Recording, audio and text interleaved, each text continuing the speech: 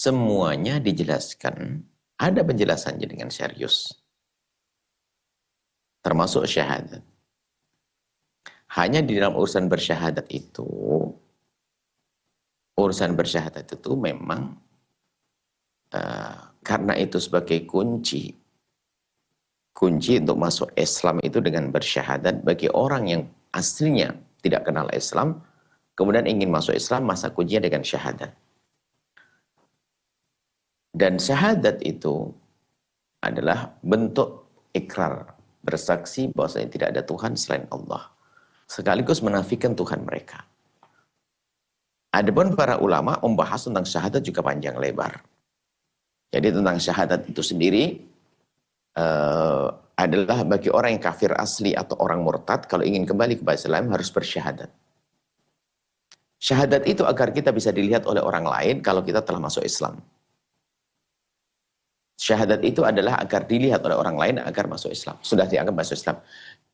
Jadi kalau ada orang asli Nasrani atau Yahudi, lalu dia tidak mengucapkan kalimat syahadat, ya tidak akan dianggap sebagai saudara kita kaum muslimin. Jadi kalau ingin masuk Islam wajib bersyahadat. Dan globalnya, sederhananya begini, kalau orang mau bersyahadat itu cukup meyakini bahasanya yang adanya Tuhan hanya Allah. Hanya Allah. Bukan yang lainnya. Tidak boleh. Tak boleh kita bersyahadat, tak tahu masih meyakini adanya Tuhan selain Allah. Makanya, asyhadu an la ilaha illallah.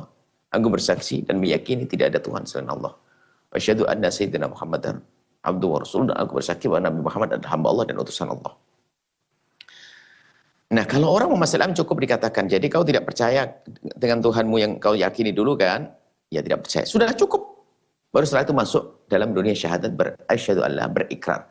Dan setelah itu didetailkan lagi pemahaman.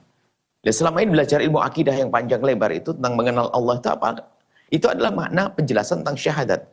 Jadi kalau orang bersyahadat, biarpun dia bersyahadat 1000 kali dan katanya sholat, ternyata kalau masih meyakini adanya Tuhan selain Allah, maka dia belum beriman.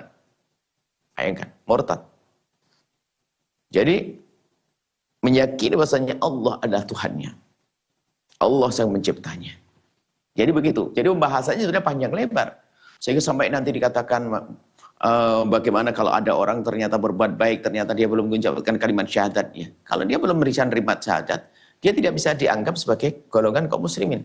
Sehingga kalau meninggal pun tidak boleh dikubur di kuburan kaum muslimin. Dia punya kuburan khusus karena belum masuk Islam.